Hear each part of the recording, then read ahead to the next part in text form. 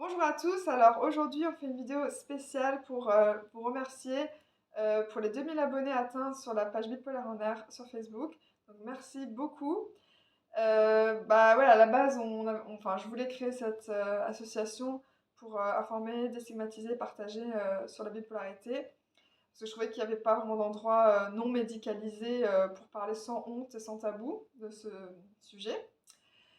Voilà, tu voulais dire quelque chose par rapport à... Ouais, on a commencé de rien finalement. Enfin, si Émilie avait sa chaîne YouTube, mais sur les réseaux sociaux, on n'était pas présente. Donc, c'est vraiment énorme d'avoir 2000 abonnés. C'est Ouais, incroyable. Donc, super. merci beaucoup. Donc C'est voilà. super. On est contente. Notre but d'informer les gens et de Ouais. déstigmatiser est atteint. En fait, ce qui est cool, c'est que de base, donc, j'avais créé ça, et en fait, c'est ma mère qui alimente beaucoup la page. Donc c'est grâce à elle, donc merci beaucoup. Après, moi, voilà, j'ai un petit bébé, donc j'ai pas trop le temps. Mais bon, je vais m'y remettre petit à petit. Voilà, donc merci beaucoup. Et là, on a des petits sujets qui nous intéressent, dont on voudrait parler. Donc le premier, c'est... Ah bah, ouais, je te pose la question. ouais. Quel est le problème du diagnostic en fait? En fait, enfin, moi, ce que je ressens, c'est que dès qu'on est diagnostiqué, donc qu'on sait qu'on est malade, qu'on est bipolaire, donc qu'on est atteint du trouble bipolaire, après, j'ai l'impression qu'on a une étiquette et qu'on n'est plus que la maladie et on n'est plus nous, on n'a plus notre personnalité, on est juste la bipolaire de service, quoi. C'est plus moi, Milly, c'est moi bipolaire. Et voilà, je sais pas ce que t'en penses, toi. Et puis, tu as perdu beaucoup d'amis, moi aussi. Ouais, enfin, C'est ouais, incroyable. À partir du moment où on est ouais, diagnostiqué, alors qu'avant on était apprécié pour notre joie de vivre, notre personnalité, etc. Tout d'un coup, à partir du moment où on est étiqueté trouble psychique, tout d'un coup, pouf, tous les gens s'en vont. On perd les proches aussi. ouais, Enfin, c'est pas le cas de tout le monde, hein, mais nous, ça a été le cas. ouais. Plus d'amis, plus rien, plus rien. Voilà. Voilà. Euh, bon, ça Donc c'est... c'est dur. Ouais, Et on est tellement plus que notre ouais, pathologie. oui. Moi, je dis pas je suis bipolaire. Enfin, je sais que toi, tu dis, parce que par facilité, tu dis je suis bipolaire. Mais en fait, on parle pas très souvent déjà maintenant. Maintenant, j'en parle plus. Maintenant que je Voilà. suis stable, Ouais. enfin, pas Mais trop le moi, je dire. dis pas ça. Moi, je dis je vis avec un Ouais. trouble bipolaire, même si c'est un peu plus long. Ça fait un peu Donc, bizarre. ouais. Mais je dis je vis parce que en fait, je suis tellement plus que ça. J'ai vécu une vie extraordinaire, j'ai eu un métier extraordinaire dans une organisation internationale. Toi, tu as fait quand même 7 ans en tant qu'assistante Ouais, commerciale, c'est ouais, pas ouais. rien. Hein, Ouais. tu as beaucoup travaillé. Tu étais heureuse à l'université en Angleterre, tu as passé Mm. des années sympas. Là maintenant, tu es une maman, moi j'ai été une maman, je Ouais. suis toujours une Mm. maman, je suis une grand-mère maintenant. Ouais. Et on a des passions, voilà, on est tellement plus que la Ouais. bipolarité. Ouais. Voilà. Voilà. Ensuite, donc moi, ce qui m'a aidé, c'est la psychoéducation. Donc, je voulais vous faire part un peu des choses que j'ai apprises que je trouvais importantes de rappeler. Je vais juste te dire ce que c'est la psychoéducation Ouais. parce que je sais qu'il y a certains d'entre vous qui m'ont posé la question dans les commentaires. Donc en fait, c'est une thérapie pour prévenir les rechutes et rendre les patients acteurs de leurs soins. Voilà. Ouais. Donc moi, c'était en plusieurs séances et une des En séances, groupe, hein, c'est ça. oui, on était une dizaine. Les choses que j'ai retenues, que j'ai trouvé super intéressantes, c'est par exemple pour le cycle sommeil-éveil. En fait, on nous avait dessiné sur un tableau une courbe. Donc, dès le matin, très tôt, il y a la sérotonine qui se met en place dans le cerveau, qui monte tout au long de la journée pour avoir de l'énergie. Et vers le soir, ça baisse, enfin, en début de soirée. Et là, c'est la mélatonine qui monte à ce moment-là jusqu'au milieu de la nuit. Et de nouveau, la sérotonine. Vous avez des vagues pour pouvoir bien s'endormir et se réveiller. Pareil avec la lumière du jour, c'est tout au niveau des neurotransmetteurs. Et Et tu parlais aussi des écrans. ah oui, oui, et puis en fait, le truc c'est que les écrans, la nuit, si on regarde notre portable, la lumière envoyée dans les yeux Je et crois dans le que ça s'appelle cerveau, la lumière bleue. ouais, ça je sais pas, Mhm. c'est l'équivalent de la lumière du soleil, donc ça nous garde éveillés puisque voilà, j'arrive pas trop à expliquer ça. Non, mais en tout Ouais, cas, il ouais, faut pas être trop ouais, passer de temps sur les écrans voilà, avant de se coucher. ouais. Vaut mieux regarder un bon film et s'endormir Ouais, devant parce la que télé. l'écran de la télé est plus loin et la lumière elle est moins violente dans les yeux en fait. Et Voilà. j'ai un Kindle par exemple, mais le soir je préfère prendre un livre plutôt que le Kindle. Et puis il y avait aussi, donc ça c'était pour le sommeil, donc c'est important de toute façon, c'est trop important le sommeil quand on est bipolaire parce que voilà, ça. Moi en dormant bien, on se porte. C'est sûr que quand Ouais. on dort pas assez, ça c'est terrible parce que ça annonce une crise maniaque. Attends, Tu avais non. parlé aussi, quand tu as fait de la psychoéducation, vous avez fait des recettes de cuisine ou Ah apprendre non, comment on nous avait manger, je sais pas ouais, quoi. comment bien manger, prendre notre temps et tout ça, parce qu'en Mali, on est un peu accéléré. Mais l'autre sujet, c'était aussi. Il y a l'activité physique, il y a les médicaments, de bien prendre ses Ouais, médicaments. attends, sommeil, alimentation. Ah oui, donc en fait, il y a la zone, enfin, c'est ce que j'ai appris, hein, la zone des émotions qui est au milieu du cerveau. Et donc en temps normal, on a une émotion qui arrive ici, et le cortex frontal devant analyse tout et nous fait raisonner. Sauf que quand on est bipolaire, on a donc on a l'émotion et il n'y a pas de connexion entre le cortex frontal et la zone des émotions. Du coup, on est tout le temps dans les émotions, Ça tourne en boucle. ouais, mais on n'analyse rien, on ne réfléchit pas, on prend pas le temps parce que on est juste que des Bloqué. émotions. Ouais. On Il est n'y a pas de bloqué. connexion, c'est de neurone à neurone, c'est coupé, il n'y a pas de connexion. Donc, C'est les médicaments qui nous permettent. et voilà, les médicaments permettent de reconnecter. Et pareil, quand on dort, les neurones se reconnectent entre eux. Voilà, donc tout ça, je trouve ça super intéressant. Ouais, on apprend vraiment tout ce qui y a autour de la bipolarité. Voilà. C'est pas juste un trouble psychique, point barre. Il y a plein de choses. Et du coup, on apprend à gérer les déclencheurs, par exemple. On sait que si on dort pas assez, on va aller plutôt vers la manie. Si on dort trop, ça ce sera la dépression. Donc il y a plein de choses. Et puis on apprend à bien prendre soin de soi, justement avec une bonne alimentation et des activités physiques. Voilà, donc ça c'était pour la psychoéducation. Après, Et respecter les traitements, enfin respecter la prise de traitement. On accepte du coup de prendre des traitements et on les prend tous les jours et à l'heure. Et ça, c'est super important. Donc voilà, donc ça c'était. Bon, il y a plein de choses à dire sur la Ouais. psychoéducation, c'était des choses que je trouvais intéressantes. Donc ensuite, l'introspection, ça c'est un truc que je fais depuis plusieurs années maintenant. C'est apprendre de mes erreurs, apprendre, enfin me dire que mon passé m'a servi pour mon futur ou pour mon présent. Aussi vivre au jour le jour, ça c'est un truc que je fais depuis récemment.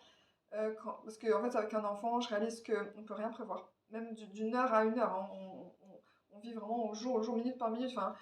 Et tu trouves que c'est bien pour les troubles bipolaires que de vivre comme ça oui, non, parce qu'en fait, au présent c'est quand même bien pour le bien-être, pour le bonheur, parce que quand on profite du moment présent, on stresse pas, on stresse moins.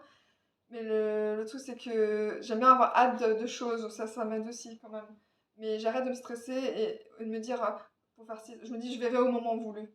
Parce qu'avec un enfant, on peut rien prévoir. Donc ça, c'est un travail que je fais sur moi, et puis même apprendre sur comment j'étais quand j'étais petite, pourquoi je suis arrivée à là maintenant, toutes mes décisions, est-ce que ça a servi, pourquoi ça a servi. Enfin, voilà. Mais tu fais ça toute seule ou avec la psychiatre? Non, je fais toute seule. Et tu trouves que les gens devraient faire ça? Moi, je pense que surtout de s'intéresser à la philosophie, de lire des citations, moi je trouve ça m'aide vachement. Je sais pas. Oui, j'en mets de temps en temps. Il y en a une citation, normalement c'est des grands philosophes, des grands écrivains, mais là il y en a un que j'ai lu et j'étais choquée de voir d'où ça venait. En fait, la phrase c'est même dans les moments les plus sombres, il y a des choses positives, il suffit d'allumer la lumière. Et en fait, c'est Dumbledore dans Harry Potter. Bon, voilà. Mais moi, je trouve ça. J'aime bien. C'est ton philosophe alors. Ouais, mais il y en a plein d'autres, bien sûr, de Sartre, etc. Mais voilà. Moi, je dirais que pour moi, je travaille bien sûr avec ma psychiatre qui m'aide beaucoup. Elle m'explique pas mal de choses quand on discute. Mais aussi, j'ai fait un travail sur moi pour accepter tout ce que j'ai vécu. Tout ce que j'ai vécu en manie et les conséquences, les conséquences graves de mes actes, je travaille sur comment les accepter et comment ne plus culpabiliser. Parce que les proches, quand ils ne sont pas bienveillants, ils peuvent nous culpabiliser et on est très très mal après avoir commis tous ces actes qui sont un peu répréhensibles par la société parfois. Et puis des mises en danger, etc. Donc j'ai essayé de travailler là-dessus. et ça marche. OK. Donc ensuite, la solitude, ça, pour moi, c'est un gros sujet, hein. Pour moi, c'est un des plus gros sujets, de la bipolarité. Parce qu'en fait, ce que je disais à ma mère, c'est qu'en fait, au départ, on tombe malade et cetera. Donc les gens, ils partent un peu de notre vie, ils en ont marre de nous entendre nous plaindre et cetera. Donc on devient encore plus seul, donc encore plus malade, psychiquement, et on éloigne encore plus les gens. Donc ça fait un cercle comme ça, infernal de solitude, en fait. Et voilà, c'est juste ça. Moi, je trouve ça hyper dur, voilà. Et pour en sortir, c'est très très dur parce que comme on perd tout plein de gens à l'annonce du diagnostic, après c'est vraiment difficile de se reconstruire. En plus, on vit des hospitalisations très dures et on n'a pas forcément des gens qui viennent nous rendre visite, hein. Ouais. Et du coup, il faut se re-socialiser. Et ça c'est un travail personnel. Les soignants ne peuvent rien pour nous, à part nous conseiller d'aller à tel endroit, par exemple dans un GEM, un groupe d'entraide mutuelle, un groupe de parole de l'UNAFAM, des choses comme ça, faire partie d'une association quelconque, appartenir à un club de loisirs, mais c'est très difficile de se reconstruire et de se refaire un cercle d'amis. La solitude est un gros problème, on a tendance à se replier sur nous-mêmes quand on a un trouble psychique, et particulièrement quand on est en dépression. C'est très difficile. Voilà. Donc, et pour finir, donc ça c'est deux sujets dont tu voulais parler toi. Il y a le dialogue avec le psychiatre, Ah bah ou le oui, psychologue, justement. et les comorbidités. Voilà. Ouais, d'accord. En fait, je trouve que c'est très très important de dialoguer sincèrement avec le thérapeute.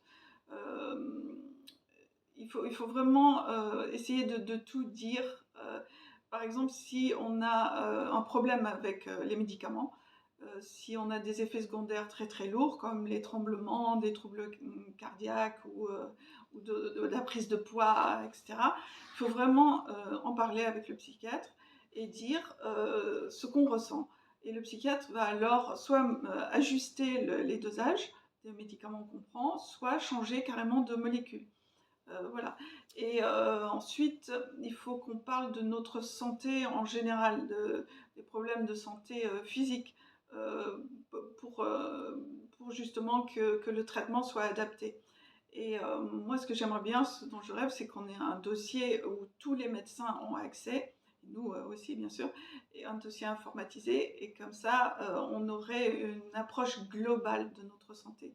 Parce qu'en fait, on a des maladies associées qui s'appellent les comorbidités et qui posent beaucoup de problèmes aux gens qui souffrent d'un trouble psychiatrique, comme on est touché par les troubles du comportement alimentaire, on a des problèmes parfois d'obésité, de diabète, d'hypothyroïdie, hyperthyroïdie, des addictions, des insomnies, enfin c'est vaste hein, comme sujet. Donc c'est bien de parler avec votre psychiatre, mais aussi avec votre médecin traitant, et d'éduquer votre médecin traitant à la santé mentale et à vos problèmes. Ouais, et enfin, feng shui, on voulait parler du feng shui.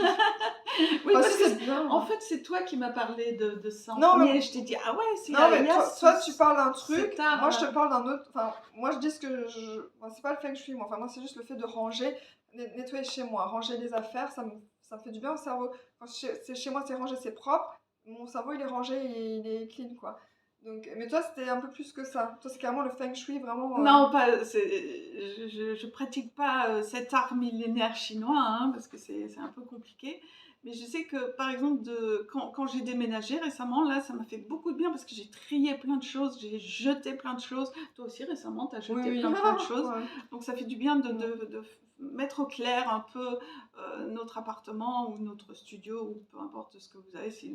Voilà. Et de changer les meubles de place, parfois, ça a une influence sur notre morale, bizarrement. Ouais. Et de faire le tri, oui, c'est ça. Et quand vous faites le tri dans vos meubles, vos affaires, etc., ça fait vraiment le vide dans votre cerveau et ça fait du bien.